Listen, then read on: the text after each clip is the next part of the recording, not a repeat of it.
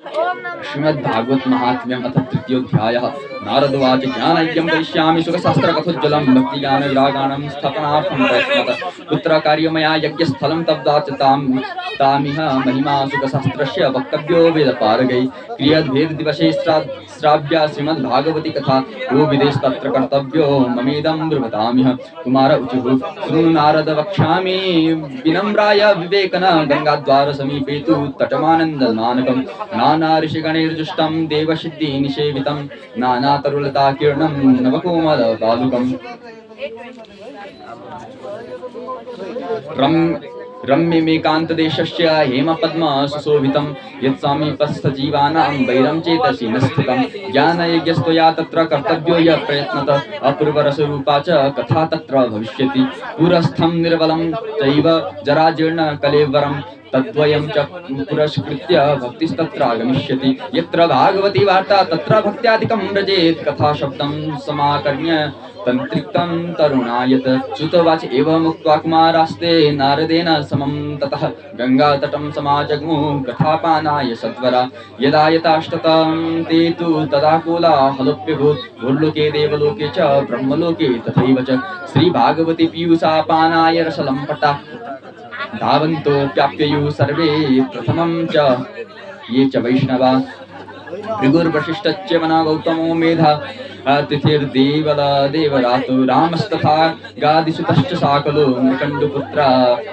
त्रिजपिप्पलादा योगेश्वरो व्यासपराशरो च छायासुकोजा जलजीय मुख्या सर्वेऽप्यमेषि मुनिगणा सह पुत्रशिष्या स्वानिभिराय युरति प्रणयनेन युक्ता वेदान्तानि च वेदाश्च मन्त्रास्तन्त्रा समूर्तया दशसप्तपुराणानि षट्शास्त्राणि तथा ययुः गङ्गाद्या सरितस्तत्र पुष्करादि सरांसि च क्षेत्राणि च दिशः सर्वा दण्डकादिवनानि च नगादयो यतस्तत्र देवगन्धर्वकिन्नरा गुरुस्त्वात् तत्र नायातान् भृगुशम्बोध्य चानयत् दीक्षिता नारदेनाथ दत्तमानसमुत्तमं कुमारा वन्दिता सर्वे निषेधो कृष्णतत्परा वैष्णवान् च विरक्तान् च न्यासिनो ब्रह्मचारिण मुखभागे स्थितास्ते च तत्राग्नि नारदस्थितः एक भागे ऋषिगणास्तद्यन्यत दिवोकश वेदोपनिषदोन्यत्र तीर्थान्यत्र स्त्रियोन्यत जय शब्दो नमः शब्द शंख शब्दैस्तथैव च चूर्णलादा प्रसूनानां निक्षेप सुमहानुभूत्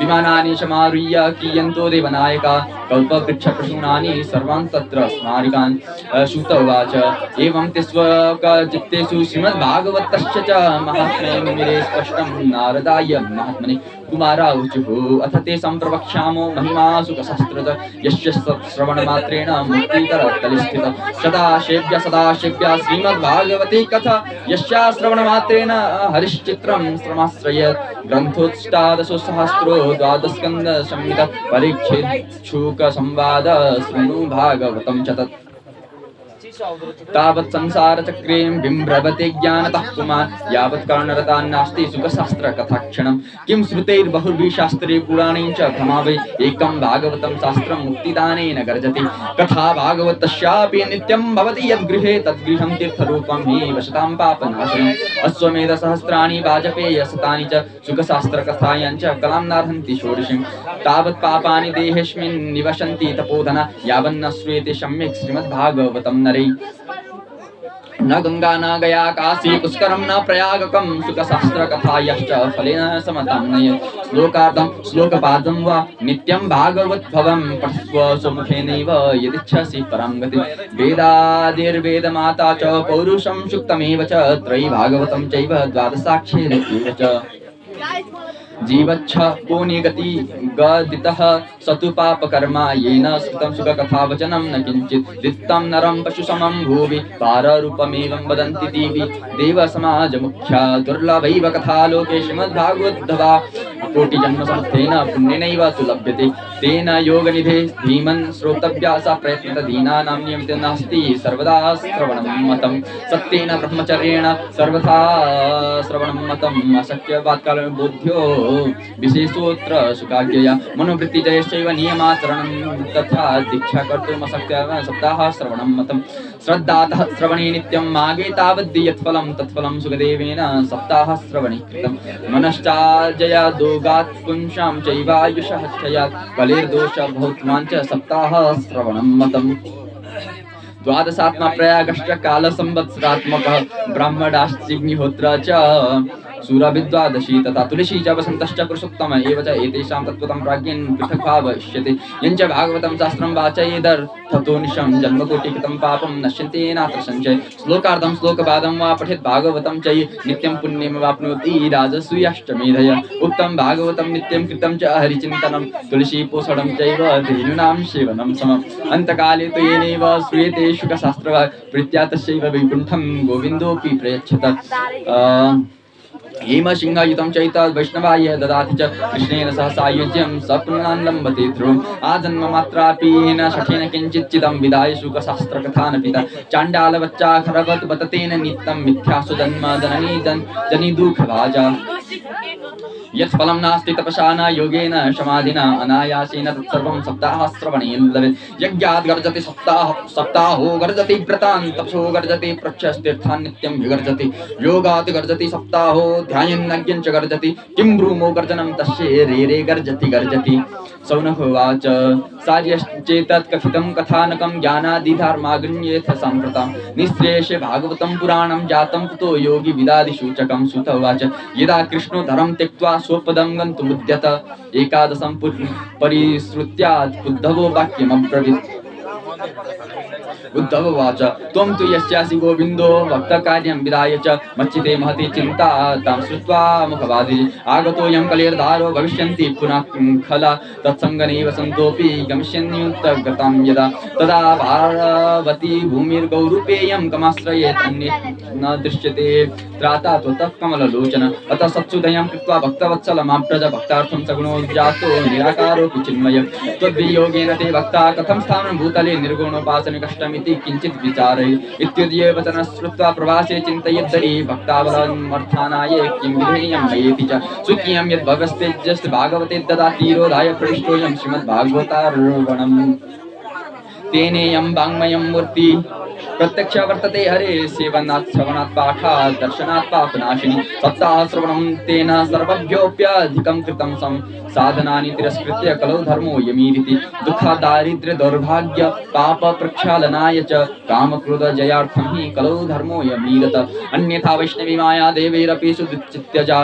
कथं त्यज्या भवेत् शुम्भी सप्ताहोत प्रकीर्तितसुतवाच एवं नगाः श्रवणोरुधर्मे प्रकाश्यमाने ऋषिभिः समायम् आश्चर्यमेकं समुत्तदानि तदुच्युते शृणुषुं सौनकं त्वं भक्तिसुतौ तौ तरुणौ गृहीत्वा प्रेमेकरूपा सहसा विचारे श्रीकृष्ण गोविन्द हरे मुरारे नाथेति नामानि मुहुर्वदन्ति तां चागतां भागवतार्थं भूषां सुचारुवेषां दुदर्श सदस्य कथं प्रविष्टा कथमागतेयं मन्दे मुनीनामिति तर्कयन्त उचुकुमारा वदनं तदानीं तद्धारयतु निष्पतिता धुनेयम् एवं गिरसा ससुता निशम्ये सनत्कुमारं निजगातनं भक्तिर्वाच भवद्भिरद्यैव कृतोऽस्मि पुष्टा कलिः प्रशष्टापि कथारसेन क्वाहं तु तिष्ठाम्यधुना ब्रुवन्तु ब्रह्मा इदं तां गिरमुचिरेते भक्तेषु गोविन्दरूपर्धते प्रेमिककर्ते भवरोगहन्त्रि सात्वं च तिष्ठत्वं सुधैरसं च निरन्तरं वैष्णवमास्मानि ततोऽपि दोषाकलिया इमे त्वं द्रष्टुं न शक्ता प्रभवोऽपि लोक एवं तदाज्ञावसरेऽपि भक्तिस्तदा निषण्णा हरिदासचित्ते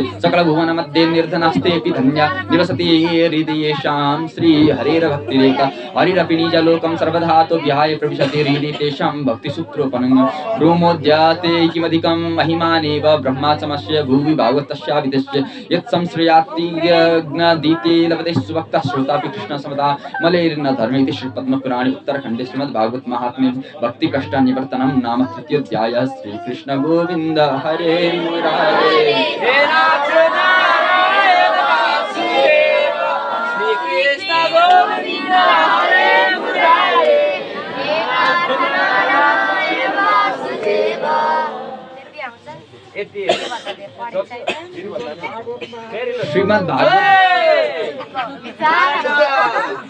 श्रीमद् भागवत महापुराण को चतुर्थ दिवस को दिवसीय कथा आज हामीले दिउँसै सकिसक्यौं। अब रात्रि को समय में श्रीमद् भागवत कथा को जुन महात्म्य छ अर्थात वैशिष्ट्यता अथवा महिमा यो महिमा हामीले श्रवण गर्नेछौँ। अब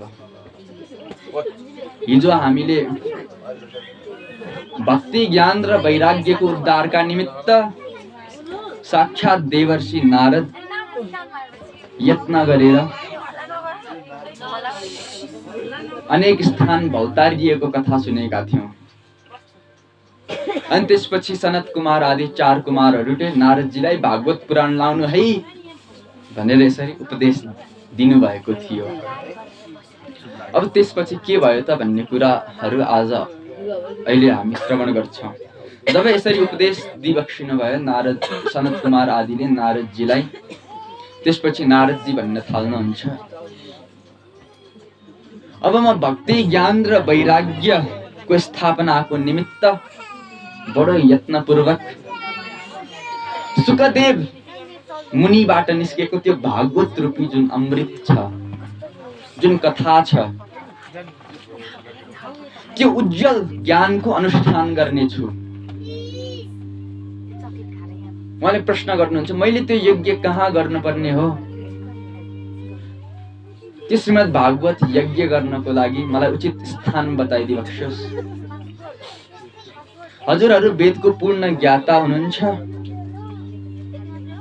त्यसकारणले सुख शास्त्रको महिमा पनि मलाई सुनाइबक्सोस्। अनि यो बाहेक श्रीमद् भागवत कति दिनमा सुन्नुपर्ने हो, यसको कस्तो विधि छ त्यो पनि बताइदिनुहोस् भनेर यसरी सोध्नुहुन्छ। केही कुरा गर्नको लागि त्यसको विधि हुन्छ नि, प्रोसेस। हामीलाई केही गर्नु पर्यो, भोजन बनाउनु पर्यो, सब्जी बनाउनु पर्यो भने त्यसको हामीलाई विधि त थाहा हुनु पर्यो नि। पहिला तेल हाल्ने कि नुन हाल्ने कि मसला हाल्ने कि जिरा हाल्ने के हाल्ने भनेर थाहा हुनु पर्यो नि। अनि थाहा छैन भने कसरी पकाउने? सिधै साग हाल्देला सुरुमै, अथवा सिधै आलु हाल्देला, अनि आलु डढ्छ त्यहाँ, अनि त्यहाँबाट आगो निस्किन्छ।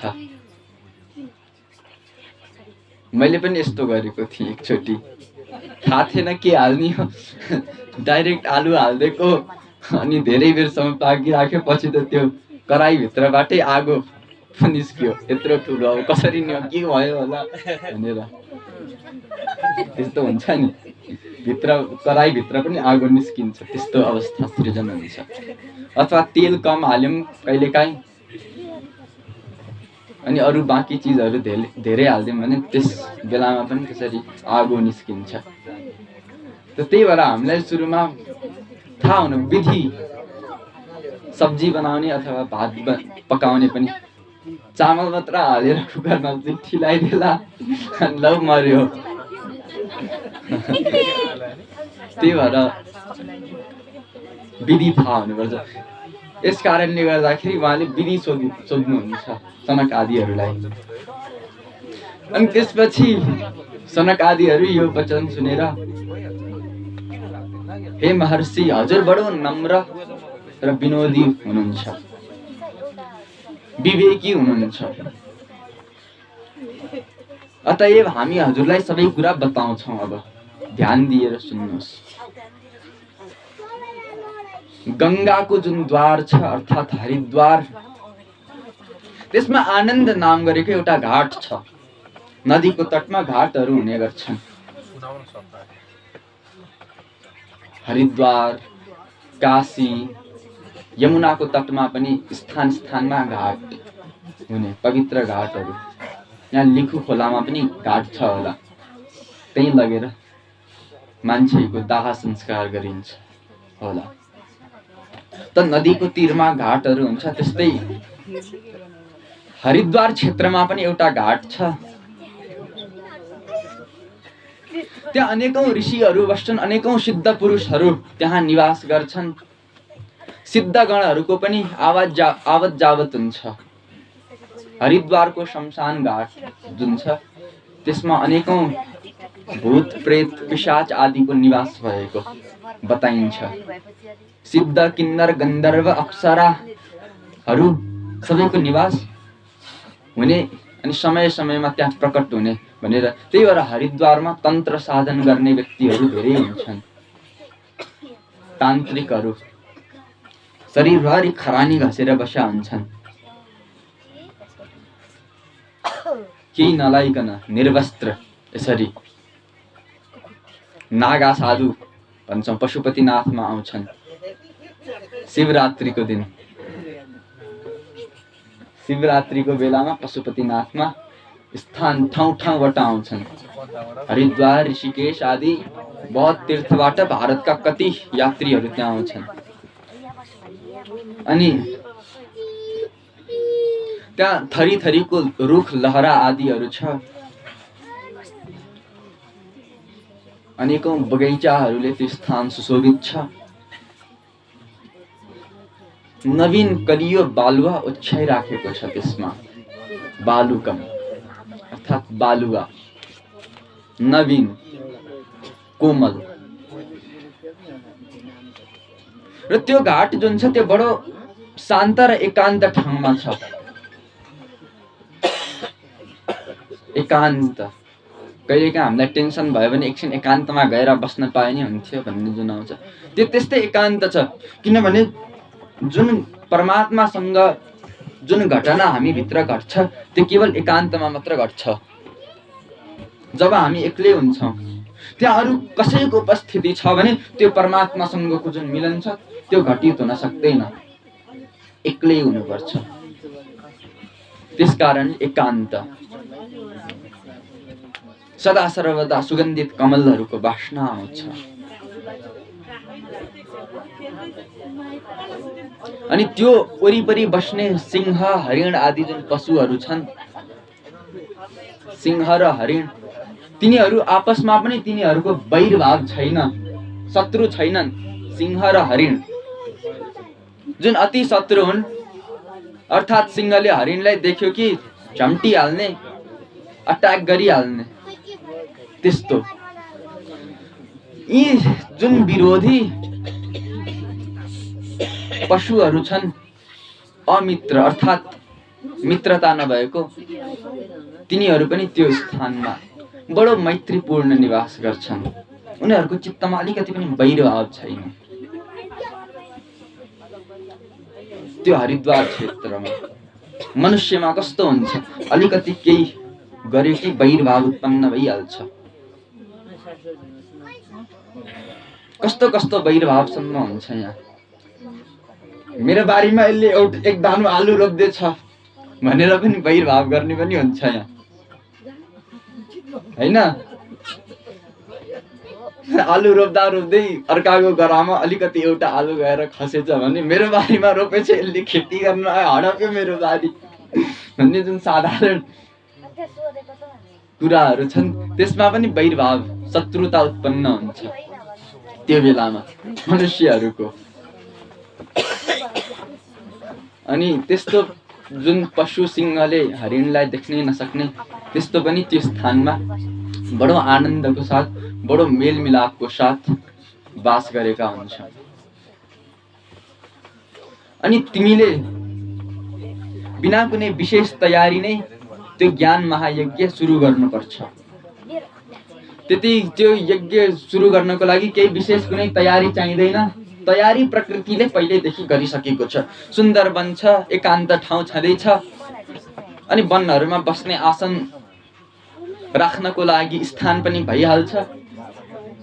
त्यसकारणले केही गर्नु पर्दैन, केही तयारीहरू गर्नु पर्दैन। तिमीले बिना कुनै तयारी त्यो ज्ञानको यज्ञ जुन छ त्यो थाल। र त्यहाँ जुन कथा हुनेछ त्यो कथाले अपूर्व रस दिनेछ। रस, रसो वैशः अर्थात् भगवानको जुन स्वरूप छ त्यो रस हो। चुसुम चुसुम लाग्ने प्रेम रूपी रस। हामीलाई साधारण मनुष्यको ओष्ठको जुन अधरामृत छ त्यो पान गर्दाखेरि त कति आनन्द आउँछ।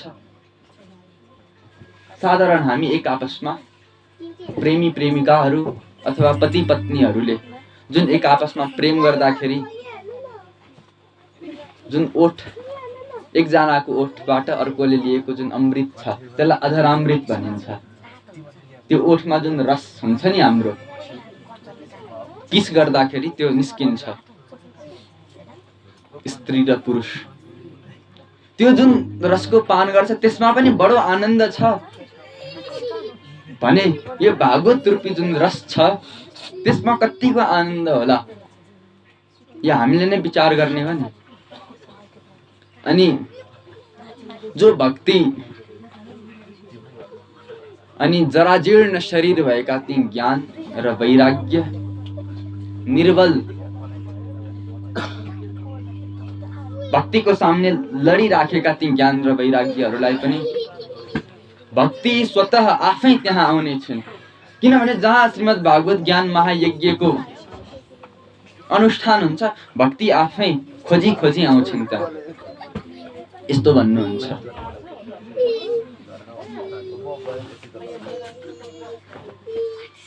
अनि जब त्यो कथाको शब्द उनीहरूको कानमा पर्नेछ,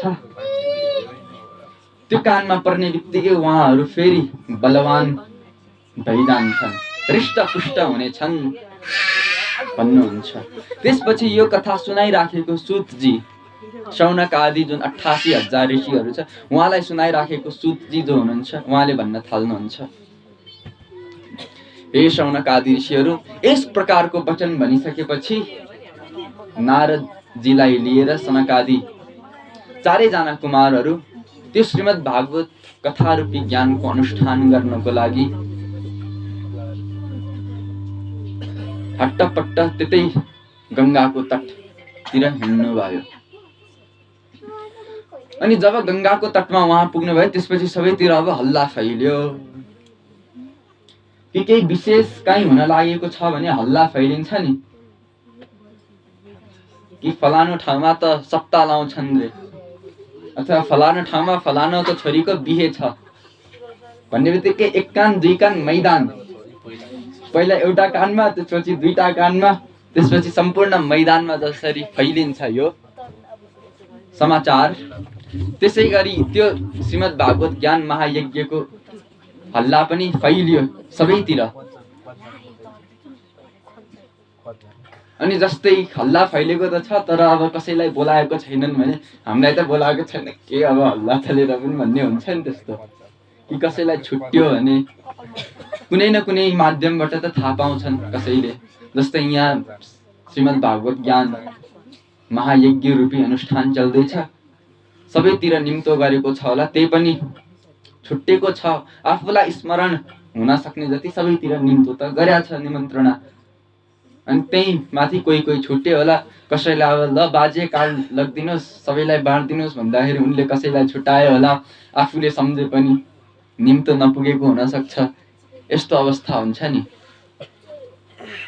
अनि त्यहाँ पनि त्यस्तै अब कसैलाई निम्तो त गरेको थिएन तर निम्तो नगरिकन हल्ला फैलियो। अनि त्यसपछि जुन भूलोक, देवलोक, ब्रह्मलोक आदि सबै लोकहरू छन् तिनै लोकमा हल्ला फैलियो, त्रिभुवनमै सर्वत्र यो कथाको हल्ला फैलियो।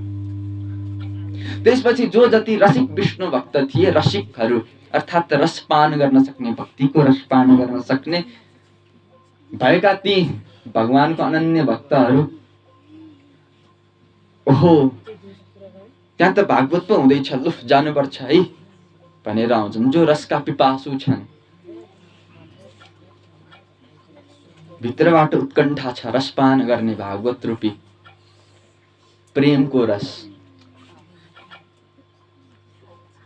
प्रेम अर्थात् आत्माको भोजन, आत्मामा लुकेको परमात्माको ऊर्जा प्रेम हो। प्रेमको बिना जो जिउँछ त्यो भोकै जिउँछ, प्रेमको बिना जो जी राखेको छ त्यो भोकै जी राखेको छ, प्रेमको बिना जो जिउँछ त्यो सधैँ क्षुधातुर भएर नै जिउँछ। प्रेमको बिना जो जिउँछ उसको शरीर जीवितै किन नहोस् तर उसको आत्मा सदैव मरेको अवस्थामै रहन्छ। आत्माको सहज स्वभाव प्रेम हो र हामीले त्यसलाई व्यवहारमा प्रकट गर्न सक्नुपर्छ। जुन प्रेमको सरलता छ त्यसलाई हामीले व्यवहारमा प्रकट गर्नुपर्छ कि कठोरताद्वारा होइन। अनि जब हल्ला फैलियो भृगु वशिष्ठ च्यवन गौतम मेघातिथि देवल देवरात परशुराम विश्वामित्र शाक मार्कण्डेय दत्तात्रेय प्रहलाद योगेश्वर व्यास पराशर जाजली जौहरु आदि सबै मुख्य मुख्य जो ऋषिहरू हाम्रो हुन्छन् उनीहरू आफ्नो छोरा श्रीमती लिएर सबै गंगाको तटमा लागे। आफ्नो सबै छोराहरू सबै शिष्यहरू लो हैन अब त्यहाँ जे हुन्छ जे रमाइलो हुन्छ आनन्द हुन्छ त्यही हुन्छ भनेर बडो प्रेमसँग त्यहाँ आउनु भयो। 6 वटा शास्त्र वेद वेदान्त मन्त्र तन्त्र सबै पुराणहरू सबै शास्त्रहरूको पनि त्यहाँ उपस्थिति भयो। त्यसपछि गंगा आदि नदीहरू पुष्कर आदि जुन सरोवरहरू छन् सबै जति पनि क्षेत्र छन् सबै दिशा 10 दिशाहरू दण्डकारण्य आदि वन हिमालय आदि पर्वतहरू सबैको त्यहाँ आगमन भयो। देव दानव दैत्य सबै त्यहाँ आए कसैले पनि भेद नछुटाइकन न गरिकन कि यो जाब श्रीमद् भागवत कथा सुन्नलाई को जान्छ र केही होइन यो जाब हावा हो भनेर त्यसरी हो। अनि त्यस्तो भन्नेलाई पनि भृगु आदि ऋषिले फकाई फुल्लाई ल्याउनु भयो। जसरी हामी कहीँ जाँदाखेरि बच्चाहरूलाई फकाई फुल्लाई लग्छौँ नि बच्चाहरू ए म त जान्न आज भन्दाखेरि दो बाबु हिँड्नु पर्छ चकलेट किनिदिन्छु म एउटा लाउ बरु तिमीलाई 10 रुपैयाँ दिन्छु म यो राख तर आज हिँड्नु पर्छ।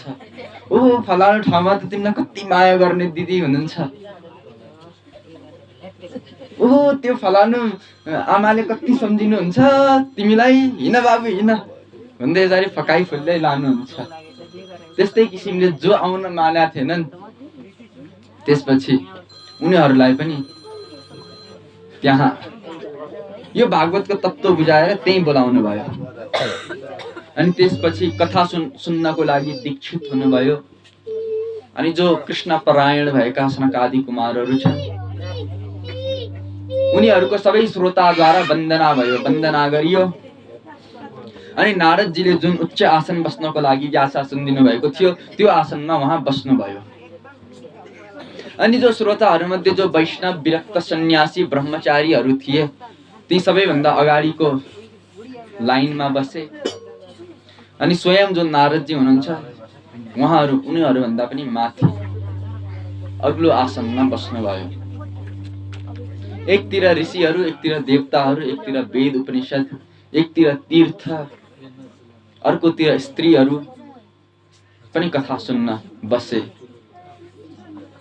अनि सबैतिरबाट जय जयकार हुन लाग्यो नमस्कार गर्न थाले शंख ध्वनि बज्न थाल्यो जय जयकार हुन थाल्यो श्रीमद् भागवत महात्म्य की अनि शंख बज्न थाल्यो घण्टा बज्न थाल्यो।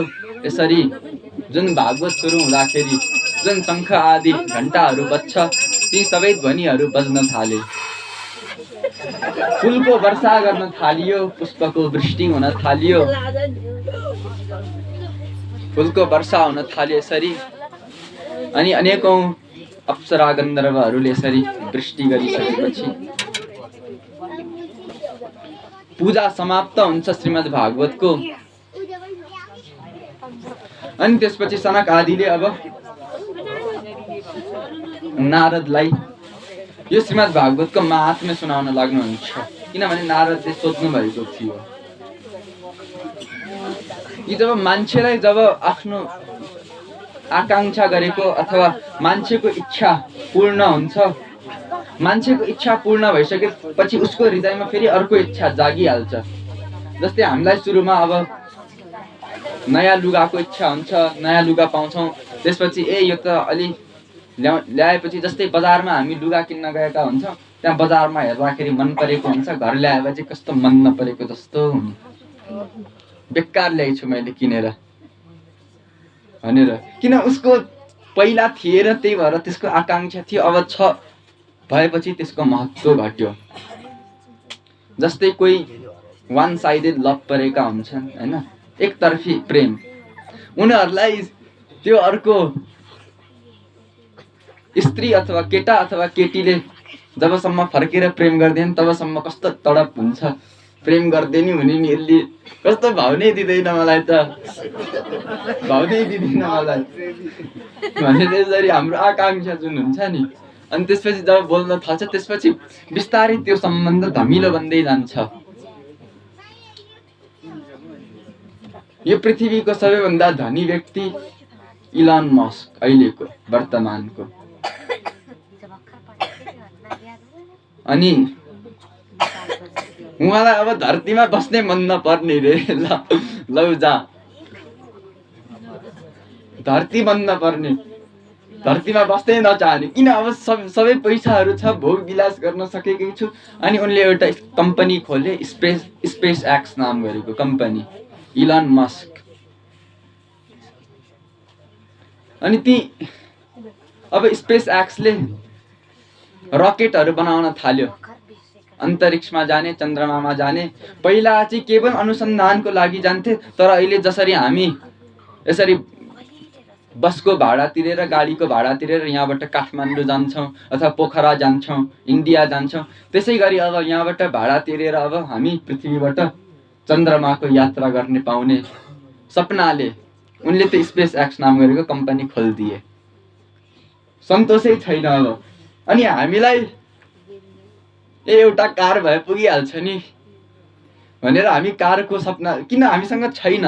जब छैन नहुँदाखेरि त्यसको आकांक्षा, उसँग धरतीमा नपुग्ने सबै, धरतीमा चाहिने जति नपुगेको केही सबै थोक छ उसँग।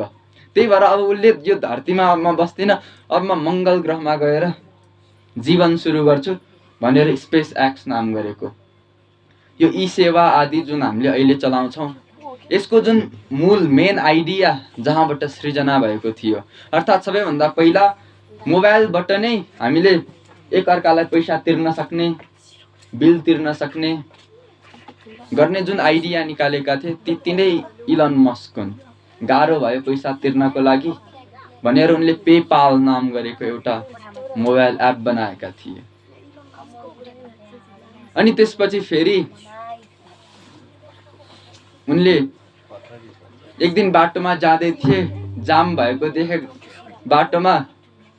अब यो जामलाई रोक्नको लागि केही न केही सृजना, केही न केही उपाय खोज्नुपर्छ भनेर एउटा अर्को कम्पनी खोलिदिए, बोरिङ कम्पनी भन्ने। अर्थात् पृथ्वीभन्दा तल उसले सुरुङहरू बनाउने सबैतिर, अनि त्यसपछि आवाज जावात गर्नमा सजिलो हुने भन्ने किसिमले त्यस्तो त्यस्तो अब हाम्रो इच्छा जुन आकांक्षा जुन हामीले मागेका छौँ त्यो जति पूर्ण हुँदै जान्छ त्यति हाम्रो इच्छा आकांक्षाहरू बढ्दै जान्छ। कि आज एउटा इच्छा पुरा भयो, त्यसपछि भोलि अर्को इच्छा जन्मिहाल्छ। अर्थात् त्यो कहिल्यै यसको जुन गति छ कहिल्यै सकिँदैन। त्यसपछि उहाँले सनक आदिहरूले भन्नुहुन्छ, अब हामी तपाईँलाई भागवत शास्त्रको महिमा सुनाउँछौँ, यसको वर्णन गर्छौँ। यसको केवल श्रवण अर्थात् कानद्वारा सुन्नाले मात्र मुक्ति पाउँछौँ हामीले। यसको सदा सेवा गर्नुपर्छ श्रीमद् भागवत शास्त्रको। अनि यसको केवल श्रवण गर्नाले मात्र भगवान श्री हरि भक्तहरूको हृदयमा आएर बस्नुहुन्छ। अनि यो ग्रन्थमा 18,000 श्लोक छन्, 12 स्कन्धहरू छन्। परीक्षित र सुखदेवको संवादले युक्त भएको यो भागवत शास्त्र हामी हजुरलाई अब सुनाउँछौँ, ध्यान दिएर सुन्नुहोस् भनेर यसरी भन्नुहुन्छ। जबसम्म एक क्षणको निम्ति पनि यो सुख शास्त्र अर्थात् भागवत शास्त्र मान्छेको कानमा पर्दैन, तबसम्म अज्ञानवश मान्छेले यो संसारमा चक्कर काटिराख्नुपर्छ, घुम्या घुमै, भुल भुलैया घुम्या घुमै गर्नुपर्छ। यहीँबाट हिँडेको फेरि यही ठाउँमा पो आए बा फेरि हाम्रो गन्तव्य जुन स्थानमा छ त्यो गन्तव्यमा पुग्न दिँदैन भन्न खोजिएको। यहीँबाट हामी जस्तै म घर जान्छु भनेर हिँडेँ अनि फेरि कहाँबाट हो म फेरि यही ठाउँमा आइपुगेँ, फेरि यहाँबाट म त घर पो हिँडेको फेरि यहीँ आएछु भन्दै हिँड्दै हिँड्दै यसरी चक्कर काटिराख्छ। सुखशास्त्र कानमा नपरुन्जेलसम्म। तर जब यो भागवत जुन हामीले 4 दिनदेखि श्रवण गरिराखेका छौँ त्यो भागवत कानमा पर्नासाथ त्यो चक्करबाट मुक्त हुन्छ। अब त्यो जन्म मृत्युको जुन चक्कर छ, म यहाँबाट घर निस्केँ भागवत सुनेर अब म ठ्याक्कै घर पुग्छु। जस्तै यहाँ आएका श्रोताहरू जो हुनुहुन्थ्यो, यहाँ आउनुभयो कथा सुन्नुभयो, अब घर जान्छु भनेर अथवा फलानु ठाउँमा जान्छु भनेर हिँड्नु भएको थियो, त्यही ठाउँमा पुग्नु भयो, फर्केर आउनु भएन नि। जसरी हो त्यसरी नै ठ्याक्कै आफ्नो गन्तव्यमा पुगिन्छ भन्न खोजेको हो यो। त्यस कारणले गर्दाखेरि जुन केवल भ्रम उत्पन्न गराउने जुन शास्त्रहरू छन्, जुन पुराणहरू छन्, त्यो सुन्नाले केही फाइदा छैन। मुक्ति दिनको लागि त केवल एउटा भागवत शास्त्रले नै गर्जना गरिराखेको छ भनेर यसरी भन्नुहुन्छ। त्यस कारणले यसको श्रवण किन गर्ने भनेर हामीले प्रश्न गर्ने होइन, किन नगर्ने त भनेर प्रश्न गर्ने हो। नगर्नुपर्ने कुनै कारणै छैन।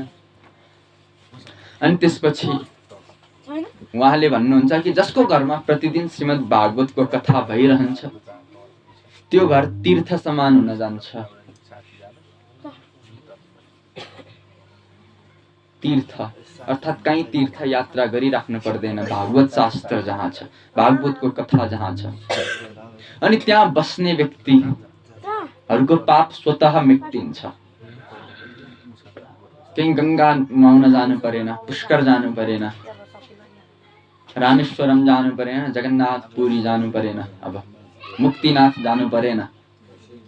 यही जहाँ भागवत भइरहेको छ त्यो स्थानमा आएपछि त्यही पनि जाँदा पनि केही फरक पर्दैन। दृश्य रमाइलो त हुन्छ, रमाइलो हुन्छ, मजा आउँछ, साथीभाइ इष्टमित्रहरूसँग घुम्न पाइन्छ,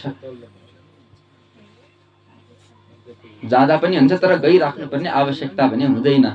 भागवतको श्रवण गरिसकेपछि हजारौं जुन अश्वमेध यज्ञहरू छन्, वाजपेय यज्ञहरू छन्, यी यज्ञहरू भागवतको 16औं खण्डमा 16वटा खण्ड मतलब 16औं अंशको एक अंश पनि फल दिन सक्दैनन्, बराबरी गर्न सक्दैनन्। जबसम्म हे तपोधन महामुनि मान्छे शुद्ध चित्त भएर मन लगाएर श्रीमद् भागवतको कथा सुन्दैन तबसम्म मात्र उसको शरीरमा पाप अडिन सक्छ भनेर नारदजीलाई यसरी वर्णन गर्नुहुन्छ। हामीले बालकहरूलाई खाना नखाए ठुलो हुँदैन। हेर त यो दादा फलानु दादा कति ठुलो हुनुभएको छ, यत्रै ठुलो बन्ने हो कि हैन बढेर भन्दै यसरी खाना खुवाउँछौं नि हामी। हेर हेर हेर सानै बस्ने हो त जिन्दगीभर भन्दै हामी डर देखाइ अथवा फकाइ फुल्दै जसरी हामी भन्छौं त्यसरी नै उहाँले भन्नुहुन्छ कि भागवत रूपी अमृत कानमा नपरेसम्म मनुष्यको कुनै गति हुँदैन। त्यसपछि यो कथा सुन्नाले जस्तो फल पाइन्छ त्यो फल त हामीले गंगा, गया, पुष्कर, काशी, प्रयाग आदि जुन तीर्थहरू छन् त्यो तीर्थमा गएर स्नान, दान, तर्पण आदि गर्नाले पनि पाइँदैन। र यदि हजुरलाई परम गति पाऊँ भन्ने इच्छा छ भने आफ्नो मुखले दिनदिनै भागवतको आधा अथवा चौथाई श्लोक जुन एक श्लोक हामी पढ्छौं नि, न गंगा न गया काशी पुष्करम न प्रयागकम सुखशास्त्र कथायाश्च फलेन समतां नयत्, अर्थात् एक श्लोक भयो। त परम गति पाउने इच्छा छ भने यो एक पनि पढिराख्नु परेन, आधा मात्र पढ। अनि आधा पनि पढ्न सकेनौ भने केवल एक चौथाई मात्र पढ, आधाको पनि आधा मात्र पढिदेऊ, परम गति पाउँछौ तिमीले। ओमकार, गायत्री आदि जुन मन्त्रहरू छन्, पुरुष सूक्त, श्री सूक्त, श्रीमद् वेद, जुन श्रीमद् भागवतको ओम नमो भगवती वासुदेवायको यो 12 मन्त्र छ, जुन सूर्य, नारायण, चन्द्रमा, प्रयाग आदि तीर्थमा छ, त्यो श्रीमद् भागवतबाट भिन्न हैनन् भनेर यसरी वर्णन गर्न थाल्नुहुन्छ सुखदेव, सनत कुमार। अनि जसले यो भागवत शास्त्रको वचन अलिकति पनि सुनेको छैन, त्यो पुरुष त जिउँदो भए पनि मरेको समानै हो, त्यो जिउँदो लास हो भनिदिनु भयो कुमारहरूले। र यो जुन पृथ्वीको भार छ, भार रूप भएको, अर्थात् भूविभार रूपम, अर्थात् भूमिको जुन भार छ, पृथ्वीको काल, खानाको काल र पृथ्वीको भार भन्छौँ नि हामी। कस्तो खानाको काल रहेछ यो पृथ्वीको भार मात्र हो भन्दै हामी यसरी गाली गर्छौँ नि, हो त्यस्तै त्यो भागवत नसुनेको मान्छेलाई त्यस्तै धिक्कार छ भनेर भन्नुहुन्छ। स्वर्गमा बस्ने जुन इन्द्र आदि देवताहरू छन्, तिनीहरूको पनि यस्तै भनाइ छ। संसारमा श्रीमद् भागवतको कथा भेट्टाउनु अति नै दुर्लभ कुरा हो। करोडौं जन्ममा जुन सञ्चित पुण्य हुन्छ, त्यो सञ्चित पुण्य एकत्रित भएपछि मात्र यो ज्ञानको उदय हुन्छ। कलियुगमा धेरै दिनसम्म चित्तको वृत्तिहरू रोक्न सकिँदैन। हामीभित्र केही जस्तै नकारात्मकता बढ्छ, कहिलेकाहीँ काम, क्रोध, लोभ आदि मोह, यसलाई धेरै दिनसम्म निषेध गर्न सकिँदैन। त्यस कारणले कमसे कम श्रीमद् भागवत लगाएर 7 दिनसम्म त्यो व्रतको पालन गर्यो भने कल्याण हुन्छ भनेर सुखदेवजीले यो भागवत शास्त्रको 7 दिवसीय प्रक्रिया सुरु गर्नुभएको, सप्ताह पारायणको जुन विधि छ, सुखदेवजीले साक्षात् आफै गर्नुभएको। किनभने मनलाई एकाग्र राख्दै जाँदाखेरि, मनको जुन विकारहरू छन् तिनको दमन गर्दै जाँदाखेरि कलियुगको अरू विकारहरू पनि देखिन्छ। त्यस कारणले यो सप्ताह श्रवणको 7 दिवसीय विधि राखिएको हो। अनि त्यस्तै गरी अग्निहोत्र, गाई, द्वादशी तिथि, तुलसी, वसन्त ऋतु आदि जुन भगवानको सबै बुद्धिमान छ, बुद्धिमान भक्त छ, मान्छे छ, उसले वस्तुतः यी सबै पदार्थमा कुनै भेद मान्दैन भनेर यसरी सम्झाउनुहुन्छ। यी सबैलाई एकमात्र भगवानको रूप सम्झिन्छन्, जसले भगवानको तत्त्व बुझेको छ।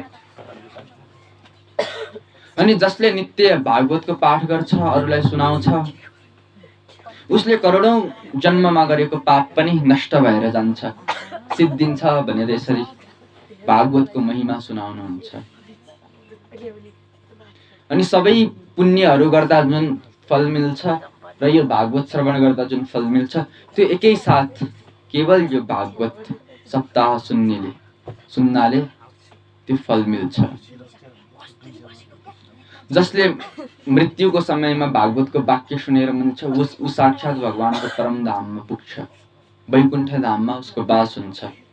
र अब जसले सुनको सिंहासनमा राखेर श्रीमद् भागवतको पुस्तक दान गर्न सक्यो, त्यो जन्म मृत्यु रूपी जुन चक्र छ त्योबाट छुट्न सक्छ। एउटा श्रेष्ठ पुरुषलाई भगवान श्री कृष्ण उसको साथमा बस्नुहुन्छ भनेर यसरी भन्नुहुन्छ। अनि जसले जीवनभर पनि एक शब्द पनि भागवत सुनेको छैन, त्यो अत्यन्त पीडादायक योनिहरूको भोग गर्छ उसले। र आमालाई प्रसव पीडा दिनको निमित्त मात्र उसले जन्म ग्रहण गरेको हो भन्नुहुन्छ। यो आफ्नो बेग्ला बेग्लै परिभाषा हुन्छ। हामी अहिले भागवत पढ्दैछौँ, भागवत सुन्दैछौँ, त्यही भएर भागवतलाई ल्याएर भनिएको हो यो। हामी अहिले अर्कै शिव पुराण सुन्ने भए, जसले शिव पुराण सुनेको छैन त्यो भार हो भनेर सुन्थ्यौँ। अर्थात् हामीले यसलाई कसरी बुझ्न सक्छौँ भन्दाखेरि मण्डे मतिर भिन्न, अर्थात् सबैको जुन मति छ त्यो भिन्न भिन्न हुन्छ। जसरी हरेक कुण्डमा अर्थात् हरेक कुवामा पानी बेग्ला बेग्लै हुन्छन्। नजिकै भए तापनि कुवाको पानीको स्वाद बेग्लै हुन्छ। कुण्डे कुण्डे गतिर पिवा अर्थात् कुण्ड कुण्डको पानी, मण्डे मण्डे मतिर्भिन्न, कुण्डे कुण्डे गतिर पिवा पानी। अर्थात् हामीले यसरी बुझ्न सक्छौँ कि यी जुन सबै शास्त्रहरू छन् अन्ततः एकै तत्त्वको मात्र वर्णन गरेको हो त्यसले। त्यही भएर हामीले भागवतको महात्म्य सुन्दाखेरि कि भागवत सुनेपछि मात्र मुक्ति मिल्छ भन्नु पनि उचित हो, अथवा शिव पुराण, गणेश पुराण, देवी पुराण आदि सुन्दाखेरि यी पुराण पढ्नाले मात्र, यी पुराण सुन्नाले मात्र मुक्ति मिल्छ भन्नु पनि उचित हो। अथवा यसरी बुझ्न सक्छौँ कि ती सबै एकै हुन्। हामीले जुन द्वन्द्वको भाव छ त्यो द्वन्द्वको भाव ल्याउनु भएन त्यसमा, यसरी हामीले बुझ्न सक्छौँ। अनि यसरी जसले अर्थात् मुख्य भन्नुको तात्पर्य जसले आफूलाई बुझेको छैन, अर्थात् आफ्नो हृदयमा झाकेको छैन, आफ्नो आत्मालाई जसले अनुभव गर्न सकेको छैन, या भनौँ जसले आफ्नो खोज गरेन, बाहिर बाहिर मात्र भट्कियो, त्यो व्यक्तिको निमित्त यस्तो वचनहरू भनिएको हो। अर्थात् हामीले कहिले विचार गर्ने कि हामी को हौँ भनेर उत्तर आउँछ नि भित्रबाट, यो हामीले नगरेर पो हामीलाई थाहा नभएको त। एउटा योग पद्धति छ, अति विशिष्ट योग छ, त्यसमा हामीले केही गर्नु पर्दैन। हाम्रो शरीरको मुख्य मुख्य स्थानमा यसरी जस्तै यहाँ हामीले हृदयमा हात राखेर अथवा हाम्रो यो पेटको बायाँ भाग, दायाँ भाग आदि यी भागहरूमा, मस्तकहरूमा हात राखेर हामीले आफैलाई सोध्न सक्छौँ त्यो योगको पद्धतिमा। यो भारतको पुणे नाम गरेको एउटा स्थान छ महाराष्ट्रमा, त्यो स्थानमा प्रचलित छ यो योग। अनि त्यो योग गर्दाखेरि चाहिँ हामीले सोध्नुपर्छ, यहाँ हामीभित्र एउटा कुण्डलिनी नाम गरेकी देवी नाग सर्पिणी बस्छन्। अनि तिनलाई हामीले हृदयमा हात राखेर सोध्ने, हे माँ हामी को हौँ, म को हौँ, के म यो शरीर हुँ भनेर यसरी यो विधिपूर्वक यसरी हामीले अभ्यास गरिसकेपछि त्यसपछि भित्रबाट उत्तर आउन थाल्छ। हाम्रो शरीर भाइब्रेट गर्न थाल्छ, अर्थात् कम्पन गर्न थाल्छ त्यतिखेर अलग अलग स्थानहरूमा। र यो कम्पन गर्ने मुख्यतः 7 स्थानहरू हुन्छन् शरीरमा। एउटा मूलाधार, एउटा स्वादिष्ठान अर्थात् कम्मरभन्दा तल र ठ्याक्कै कम्मरको पछाडि एउटा, अर्को मणिपुर अर्थात् हाम्रो नाइटोको स्थानमा, अर्को अनाहत अर्थात् हृदयमा, अर्को विशुद्धि कण्ठमा कम्पन गर्छ, अर्को हाम्रो जुन थर्ड आई छ, तेस्रो नेत्र, यो स्थान जुन दुईटा यो आँखी भाउ छ, परेलाहरू छन्, यसको बीचमा यो स्थानमा जहाँ हामीले त्यो टीका लाउँछौँ विवाहित महिलाले, त्यो स्थानमा जसले सबैले लगाइराख्नु भएको छ नि, त्यो स्थानमा कम्पन गर्छ, कहिलेकाहीँ काँप्छ त्यो जागृत भएको बेलामा। अनि अर्को यो सहस्त्रारमा, यो यसको लागि कुनै धेरै अभ्यास गरिराख्नु पर्दैन, यो एकै दिनको अभ्यासले नै हजुरहरूले थाहा पाउनुहुन्छ यो चाहिँ कि मेहनत करोडौँ वर्षसम्म तपस्या गर्नुपर्छ, अहिले सकिँदैन भनेर हामी सबै जसरी छोडेर बसेका छौँ नि। यो उहिलेका ऋषिमुनिहरू पो हजारौँ वर्षसम्म एउटै आसनमा बसेर तपस्या गर्थे, अहिलेको जमानामा कहाँ हामी बस्न सक्छौँ, यत्रो मोटो शरीर छ, यत्रो दुर्बल शरीर छ मेरो, हामीले त सक्दैन, यी सत्ययुगका कुरा हुन्, अहिले कलिमा त्यस्तो सम्भव छैन भनेर बसेर हुँदैन नि। सम्भव छ, हजारौँको जीवनमा यस्तो घटना घटेको छ, आत्मज्ञान रूपी जुन प्रकाश छ घटेको छ नि, प्रत्यक्ष उदाहरण छन् नि। त्यही भएर हामीले यो कलिमा सकिँदैन अथवा यस्तो भन्नु भनेको यो हाम्रै कमजोरी हो, अथवा न हाम्रो आलस्य हो कि अब कसले गरिरहेको छ, त्यो एकै ठाउँमा बसेर आँखा चिम्लेर को बस्न सक्छ। तर आँखा चिम्लिने मात्र विधि होइनन् नि, विधिहरू हजारौँ छन्, त्यसको पनि हामीले खोज गरेका छैनौँ, त्यही भएर हामीलाई थाहा छैन। खोज गर्ने हो भने ढुङ्गा खोज्दा के पाएँ, भगवान पाएँ कि के मूर्ति पाएँ कि के, एउटा गीत छ नि, देउता पाएँ। मैले के बिराएँ, ढुङ्गा खोज्दा देउता पाएँ, मैले के बिराएँ। खोज्ने हो भने भेटिन्छ, सबै थोक भेटिन्छ। हामीलाई चाहिएको यदि मनुष्यले केवल धैर्यपूर्वक प्रतीक्षा मात्र गर्न सक्यो भने नि उसले इच्छित गरेको सबै वस्तुहरू पूर्ण भएर जान्छ। कि हामीले अहिले धन आदिको म करोडपति हुन्छु, अरबपति हुन्छु भनेर जुन कामना गरेका छौँ, केवल धैर्यपूर्वक हामीले प्रतीक्षा मात्र गर्न सक्यौँ भने नि सबै भोगहरू हामीले प्राप्त गर्न सक्छौँ। अनि यसै गरी अब सौनकजीले प्रश्न गर्नुहुन्छ सुतजीलाई, हजुरले यो बडो अचम्म लाग्दो कुरा गर्नुभयो।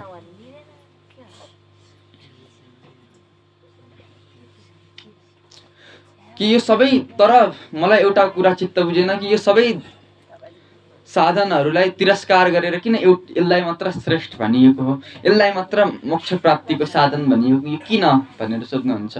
अनि त्यसपछि सुतजीले आज्ञा दिनुहुन्छ,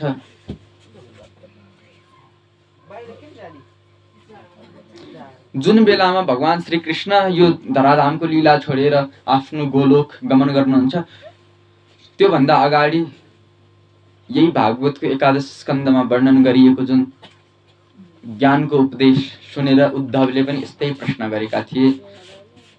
कि उद्धवले के प्रश्न गर्नुभएको थियो भने भन्दाखेरि, हजुरले आफ्नो भक्तहरूको काम सिद्ध गरेर परमधाम जान लाग्नुभयो, तर मेरो मनमा एउटा ठुलो चिन्ता छ, त्यसलाई उखालेर फ्याँक्दिनुहोस्, त्यो चिन्तालाई दूर गरेर मलाई आनन्दित गर्नुहोस्। घोर कलियुग पनि लागेको छ, अनि म फेरि संसारमा अनेक दुष्ट प्रकट हुनेछन्, दुष्ट प्रवृत्ति भएका इभल मान्छेहरू प्रकट हुनेछन्। अनि उनीहरूको संसर्गले गर्दाखेरि अनेक साधु सज्जन जो हुन्छ उनीहरू पनि दुराचारी हुन थाल्छन्, साधु पुरुषहरू पनि। अनि त्यसपछि ती दुराचारीहरूको भारले थिचिएको यो गाई रूप पृथ्वीले कसको शरण लिने? हे कमल नयन भगवान, हजुरले कृपा गरेर मलाई बताइबक्सोस्, किनभने हजुर बाहेक कसैले पनि हाम्रो रक्षा गर्न सक्दैन भनेर सोद्धाखेरि उहाँले यसरी प्रश्न गर्नुहुन्छ कि मेरो कुरामा अलिकति विचार गर्नुहोस्, कसरी रहन्छन् तपाईको भक्तहरू। अनि त्यसपछि त्यो क्षेत्रमा भगवानले उद्धवजीको वचन सुनेर भन्नुहुन्छ,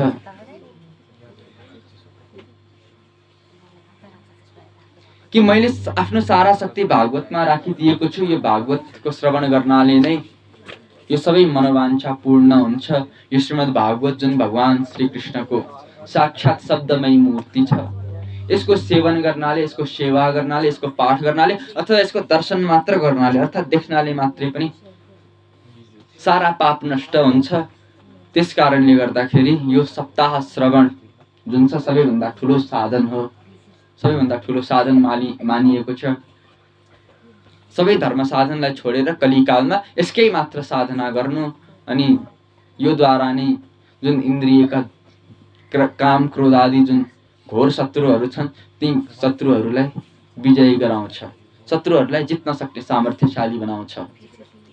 देवताहरूलाई पनि यो पाउन अत्यन्त गाह्रो छ। भगवान विष्णुको जुन मायाबाट मानिसहरूले कसरी छुट्न सक्छन् भन्दाखेरि यही सप्ताह श्रवणले छुट्न सक्छन् भनेर भन्नुहुन्छ उद्धव भगवान। त्यसपछि सुतजीले भन्नुहुन्छ, शनक आदि जो ऋषिहरूले यो प्रकारसँग सप्ताह श्रवणको महिमा बखान गर्नुभयो। अनि त्यस बेलामा जुन त्यो सभा थियो, त्यो सभामा एउटा बडो अचम्म लाग्दो घटना घट्यो। के घटना भन्दाखेरि ती भक्ति जो थिए आफ्नो दुवै छोरालाई तरुण अवस्थामा ल्याएर आइन्। त्यसपछि श्री कृष्ण गोविन्द हरे मुरारे हे नाथ नारायण वासुदेव भन्दै नामको उच्चारण गर्दै भक्ति प्रकट भइन् त्यहाँ।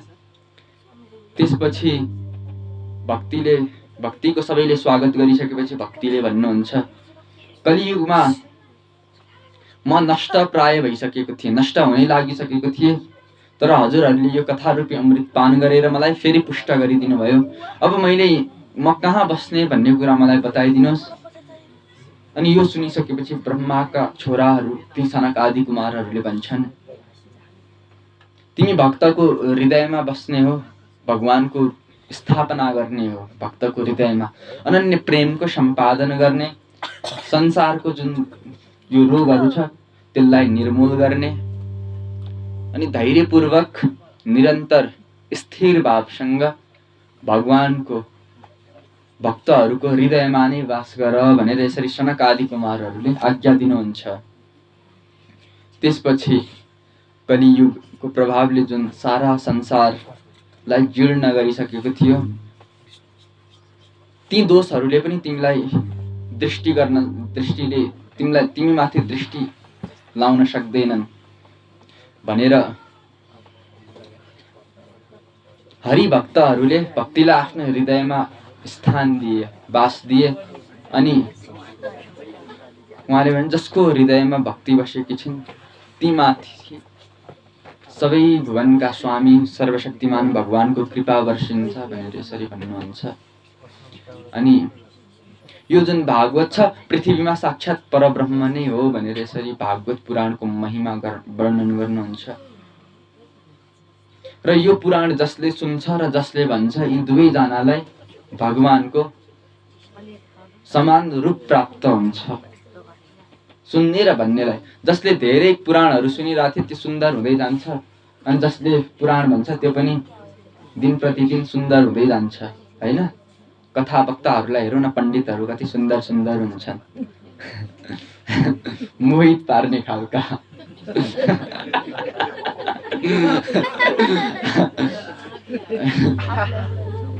अनि जसले सुन्छ ती पनि प्रतिदिन सुन्दर बन्दै जान्छन् भनेर यसरी भागवतको वर्णन गर्नुहुन्छ। यो मैले भने होइन, फेरि आफ्नै तारिफ आफै गर्दैछ भन्नु होला नि फेरि होइन। यो यही लेखेको छ। अब यो जसले भगवान समान अर्थात् भगवान कृष्णको अर्थ नै सुन्दरता, अनन्त सौन्दर्य पनि हो।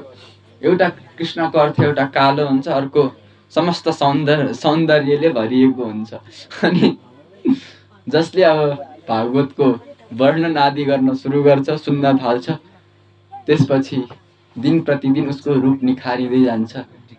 सुन्नेको पनि ल हेर्नुहोस्, अब हजुरहरू नै हेर्नुहोस् न, आफ्नो उदाहरण आफू गएर ऐनामा हजुरहरूले एकचोटि हेर्नु कि यो कथा सुरु हुनुभन्दा अगाडि कस्तो हुनुहुन्थ्यो हजुरहरू, अनि यो 3-4 दिन कथाहरू सुनिसकेपछि हजुरको रूप कसरी अलिकति तेज बढिराखेको छ त रूपमा हैन।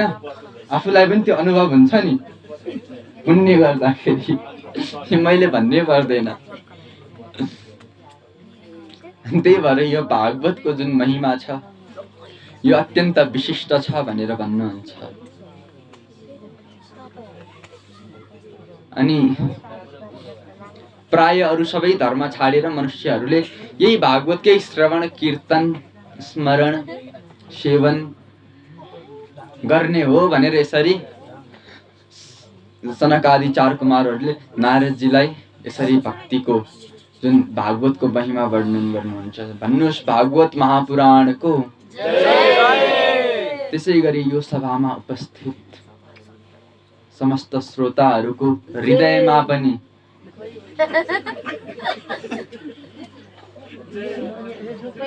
भक्तिको उद्गम होस्, भक्ति बसोस् उहाँको हृदयमा पनि। भक्ति त हामीले गरि नै राखेका हुन्छौँ प्राय, कसैले धनको भक्ति गर्ने, कसैले पुत्रको भक्ति गर्ने, कसैले पत्नीको भक्ति गर्ने, कसैले पतिको भक्ति गर्ने, भक्ति त गरि नै राखेका हुन्छौँ। तर हामीले भगवानको भक्ति गर्न सक्नु पर्यो। अनि यसै गरी यो दिव्य श्रीमद् भागवतको आयोजन गर्ने जो काश्यप गोत्रका मा जन्मेका श्री निराजन कार्की, जसको अल्पायुमा नै निधन भएको थियो, उहाँको मुक्तिको हेतुका लागि पुष्पकुमारी, प्रेम कुमार र रुक्मा बहादुर सपरिवारले यो भागवतको आयोजना गर्नुभएको छ। उहाँको जय होस्, उहाँको मङ्गल होस् र उहाँले चिताएको जति पनि फलहरू छ प्राप्त होस्।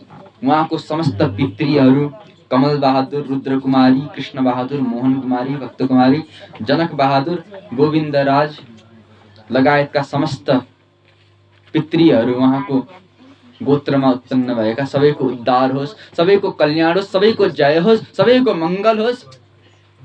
सबै पितृहरूको वैकुण्ठमा गएर बास होस्। सुन्दर त्यो चतुर्भुज रूप भगवानकै जस्तो पाएर वैकुण्ठमा बास होस् उहाँहरूको। र हजुरहरू पनि यो भागवतको जुन अमृत पान गर्नुभएको छ, योबाट अलिकति पनि हजुरको हृदयमा भक्ति स्थापित भयो भने यो भागवत पुराण सार्थक हुनेछ।